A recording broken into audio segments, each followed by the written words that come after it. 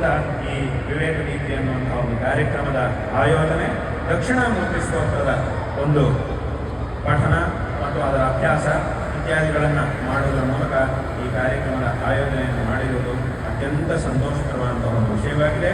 ಇಲ್ಲಿ ತಿಳ್ಕೊಳ್ಬೇಕಾದಂತಹ ವಿಚಾರಗಳು ಅನೇಕ ಇವೆ. ಈ ಎಲ್ಲ ವಿಚಾರಗಳನ್ನು ಚೆನ್ನಾಗಿ ಅಭ್ಯಾಸ ಮಾಡಿ ತಿಳ್ಕೊಳ್ಳುವುದರ ಮೂಲಕ ನಾವು ಈ ಜೀವನವನ್ನು ಸಾರ್ಥಕ ಮಾಡಿಕೊಳ್ಳುವುದಕ್ಕೆ ಸಾಧ್ಯ ಆಗುತ್ತೆ. ಇದು ಜೀವನ ನಡೆಸುವಂತಹ ವಿಧಾನ ಅಲ್ಲ, ಇದು ಜೀವನವನ್ನು ಸಾರ್ಥಕ ಮಾಡಿಕೊಳ್ಳುವಂತಹ ವಿಧಾನ. ಜೀವನ ನಡೆಸೋದು ಬೇರೆ ಇರುತ್ತೆ, ಜೀವನ ಸಾರ್ಥಕ ಮಾಡಿಕೊಳ್ಳೋದು ಬೇರೆ ಇರುತ್ತೆ. ನಡೆಸೋದು ಬೇರೆ, ಸಾರ್ಥಕ ಮಾಡಿಕೊಳ್ಳೋದು ಬೇರೆ. ನಡೆಸುವುದೇ ಸಾರ್ಥಕ ಮಾಡಿಕೊಳ್ಳೋದಲ್ಲ. ನಡೆಸ್ತಾ ಇದ್ರೆ ಬರೀ ಜೀವನವನ್ನು ನಡೆಸುವುದು ಅನ್ನೋದು ಅದು ಮನುಷ್ಯರಿಗೂ ಇದೆ, ಪ್ರಾಣಿಗಳಿಗೂ ಇದೆ. ಜೀವನ ಅಂದ್ರೆ ಏನು?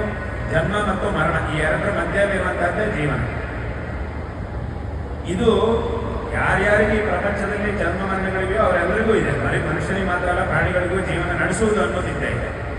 ಯಾಕಂದ್ರೆ ಜನ್ಮ ಅನ್ನೋದು ಮನುಷ್ಯರಿಗೂ ಇದೆ, ಪ್ರಾಣಿಗಳಿಗೂ ಇದೆ. ಮರಣ ಮನುಷ್ಯರಿಗೂ ಇದೆ, ಜಂತುಗಳಿಗೂ ಇದೆ. ಆ ಮಧ್ಯದಲ್ಲಿರುವಂತಹ ಜೀವನವು ಜಂತುಗಳಿಗೂ ಮತ್ತು ಪ್ರಾಣಿಗಳಿಗೂ ಇವೆ, ಮನುಷ್ಯರಿಗೂ ಇದೆ. ಆ ಶೈಲಿಯಲ್ಲಿ ವ್ಯತ್ಯಾಸ ಅಷ್ಟೇ. ಜಂತುಗಳ ಜೀವನ ಮಾಡುವ ಶೈಲಿಗೂ ಮನುಷ್ಯ ಜೀವನ ಮಾಡುವ ಶೈಲಿಗೂ ವ್ಯತ್ಯಾಸ ಇದೆ ಅಷ್ಟೇ ಹೊರತು ಜೀವನ ಅನ್ನೋದು ಎಲ್ಲರಿಗೂ ಸಮಾನ ಅನ್ನೋದಿದ್ದೇ ಇದೆ. ಆದ್ದರಿಂದ ಆ ಭಗವಂತ ಅವರವರ ಕರ್ಮಗಳಿಗೆ ಅನುಸಾರವಾಗಿ ನಮಗೆ ಈ ಜನ್ಮವನ್ನು ಕೊಟ್ಟಿದ್ದಾನೆ. ಆ ಜನ್ಮದಲ್ಲಿ ಎಲ್ಲಿ ತನಕ ನಮ್ಮ ಕರ್ಮ ಅನ್ನೋದಿರುತ್ತೋ ಅಲ್ಲಿ ತನಕ ಜೀವನ ಮಾಡಲಿಕ್ಕೆ ಬೇಕಾಗಿರುವಂತಹ ವ್ಯವಸ್ಥೆಯನ್ನು ಅಲ್ಲಲ್ಲೇ ಭಗವಂತ ಮಾಡಿದ್ದಾನೆ.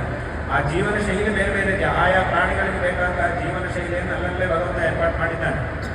ಮಾಡಿ ಆ ಎಲ್ಲ ಪ್ರಾಣಿಗಳ ಜೀವನಕ್ಕೆ ಬೇಕಾಗಿರುವಂತಹ ಒಂದು ವ್ಯವಸ್ಥೆಯನ್ನು ಭಗವಂತ ಮಾಡಿದ್ದಾನೆ. ಆದ್ದರಿಂದ ಈ ಜೀವನ ಅನ್ನೋದು ಎಲ್ಲರಿಗೂ ಸಮಾನ. ಆದರೆ ಜೀವನವನ್ನು ಸಾರ್ಥಕ ಮಾಡಿಕೊಳ್ಳುವುದು ಅನ್ನೋದೇನಿದೆಯೋ ಅದು ಮನುಷ್ಯನಿಗೆ ಮಾತ್ರವೇ ಇರುವುದು. ಅದು ಹೇಗೆ ಸಾರ್ಥಕ ಆಗುತ್ತೆ? ಯಾವ ರೀತಿಯಾಗಿ ಜೀವನ ನಡೆಸಿದಾಗ ನಾವು ಸಾರ್ಥಕತೆಯನ್ನು ಹೊಂದುತ್ತೀವಿ ಜೀವನಕ್ಕೆ ಅಂತಂದ್ರೆ, ಇಂತಹ ತತ್ವವನ್ನು ಶಂಕರರು ತೋರಿಸಿದಂತಹ ಮಾರ್ಗವನ್ನು ಅನುಸರಣೆ ಮಾಡಿ ಆ ತತ್ವವನ್ನು ನಾವು ತಿಳಿದುಕೊಂಡಾಗ ನಮ್ಮ ಜೀವನ ಅನ್ನೋದು ನಿಜವಾಗಲೂ ಸಾರ್ಥಕವಾಗುತ್ತೆ. ಆದ್ದರಿಂದ ಇಂತಹ ಒಂದು ಅತ್ಯಂತ ಅದ್ಭುತವಾದ ಆ ತತ್ವವನ್ನು ಶಂಕರ ಭಗವತ್ಪಾದಾಚಾರ್ಯರು ಈ ದಕ್ಷಿಣಾಮೂರ್ತಿ ಸ್ತೋತ್ರದಲ್ಲಿ ಉಪದೇಶ ಮಾಡಿದ್ದಾರೆ. ಇಲ್ಲಿ ವಿಶೇಷವಾಗಿ ಶಂಕರರು ಆಯಾ ದೇವತೆಯ ಸ್ತುತಿಯನ್ನು ಮಾಡುವಾಗ ಆಯಾ ದೇವತೆಯ ಗುಣಗಳನ್ನು ಇತ್ಯಾದಿಗಳನ್ನು ವಿಶೇಷವಾಗಿ ವರ್ಣನೆ ಮಾಡ್ತಾರೆ. ಆದರೂ ಅದರೊಳಗೂ ಸಹ ಪುನಃ ತತ್ವವನ್ನು ಹೇಳ್ತಾರೆ. ಆ ದೇವತೆಯ ರೂಪದ ವರ್ಣನೆ ಇತ್ಯಾದಿಗಳನ್ನೆಲ್ಲ ಮಾಡ್ತಾ ಅದರೊಳಗೆ ತತ್ವವನ್ನು ಸಹ ವಿಶೇಷವಾಗಿ ಹೇಳಿರ್ತಾರೆ. ಆದರೆ ಸಂಪೂರ್ಣವಾಗಿ ತತ್ವವನ್ನೇ ಹೇಳಿರುವಂತಹದ್ದು ಅದು ಈ ದಕ್ಷಿಣಾಮೂರ್ತಿ ಸ್ತೋತ್ರ ಒಂದು. ಮತ್ತೆ ಇನ್ನೊಂದೇನೆಂದರೆ ಲಕ್ಷ್ಮೀ ನರಸಿಂಹ ಪಂಚರತ್ನ ಅಂತ ಒಂದು ಸ್ತೋತ್ರ ಇದೆ.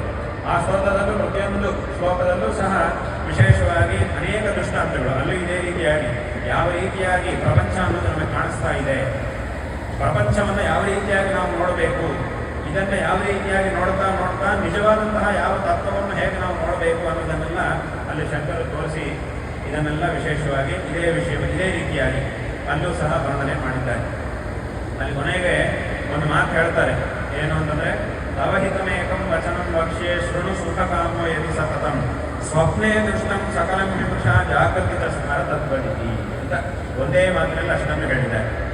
ಸ್ವಪ್ನದಲ್ಲಿ ಯಾವ ರೀತಿಯಾಗಿ ನಿನಗೆ ಭ್ರಮೆಗಳು ಅನ್ನೋದು ಬರುತ್ತೋ, ಯಾವ ರೀತಿಯಾಗಿ ಸ್ವಪ್ನ ಪ್ರಪಂಚವನ್ನು ನೀನು ನೋಡ್ತಾ ಇದೆಯೋ, ಈ ಜಾಗೃತ ಪ್ರಪಂಚವನ್ನು ಅದೇ ರೀತಿಯಾಗಿ ನೀನು ನೋಡ್ತಾ ಇದನ್ನು ಮನನ ಮಾಡಿ ಇದರಿಂದ ಮೇಲಿನ ಸ್ಥಿತಿಗೆ ನೀನು ಹೋಗು ಅನ್ನೋದು ಅದರ ಅಭಿಪ್ರಾಯ. ಅಂದರೆ ಜಾಗೃತ ಪ್ರಪಂಚವನ್ನು ನೀನು ಸ್ವಪ್ನದಂತೆ ನೋಡುವಂತಂದ್ರೆ ಅಲ್ಲಿ ಏನಾಯ್ತಂದ್ರೆ ಆಗದೆ ಎಲ್ಲ ಬಿಟ್ಬಿಡುವುದು, ಇವತ್ತಿನ ದಿವಸನೇ ಎಲ್ಲ ಬಿಡುವುದು ಅಂತ ಅರ್ಥ ಅಲ್ಲ. ಇದನ್ನ ಅರ್ಥ ಮಾಡಿಕೊಳ್ಳುವ ಅಂದ್ರೆ ಸಂಪೂರ್ಣವಾಗಿ ಮನದಟ್ಟು ಮಾಡಿಕೊಳ್ಳುವಂತಹ ಸ್ಥಿತಿಗೆ ನೀನು ಹೋಗು ಅಂತ ಅದರ ಅರ್ಥ. ಆ ಸ್ಥಿತಿಗೆ ಹೋದ ಮೇಲೆ ಇದು ತಾನಾಗೆ ಬಿಟ್ಟೋಗ್ಬಿಡುತ್ತೆ. ನಾವು ಇದನ್ನು ಬಿಡುವ ಅವಶ್ಯಕತೆ ಇಲ್ಲ, ಇದು ತಾನಾಗೆ ಬಿಟ್ಟೋಗ್ಬಿಡುತ್ತೆ. ಯಾವಾಗ ಈ ದಕ್ಷಿಣಾಮೂರ್ತಿ ಸ್ತೋತ್ರದಲ್ಲಿ ಹೇಳುತ್ತೆ ಆ ಸರ್ವಾತ್ಮ ಭಾವದ ಸ್ಥಿತಿಗೆ ನಾವು ಹೋಗ್ತೀವೋ ಆ ಸಂದರ್ಭದಲ್ಲಿ ಎಲ್ಲವೂ ತಾನಾಗೆ ಬಿಟ್ಟೋಗ್ಬಿಡುತ್ತೆ. ಮತ್ತೆ ನಾವು ಪ್ರತ್ಯೇಕವಾಗಿ ಬಿಡುವಂತಹ ಅವಶ್ಯಕತೆ ಇಲ್ಲ. ನಮ್ಮ ಕರ್ತವ್ಯ ಏನು ಅಂತಂದ್ರೆ ಆ ಸ್ಥಿತಿಯನ್ನು ತಲುಪುವಂತಹ ಒಂದು ಪ್ರಯತ್ನವನ್ನು ಮಾಡುವುದು ಅದು ನಮ್ಮ ಕರ್ತವ್ಯ. ಆದ್ದರಿಂದ ಶಂಕರರು ಹೇಳಿದಂತಹ ಈ ತತ್ವ, ಅವರು ಮಾಡಿದಂತಹ ಉಪದೇಶಗಳು ಇದೆಲ್ಲವೂ ಸಹ ಇಡೀ ಜಗತ್ತಿಗೆ ಅತ್ಯಂತ ಅವಶ್ಯಕವಾದಂತಹ ಒಂದು ತತ್ವ.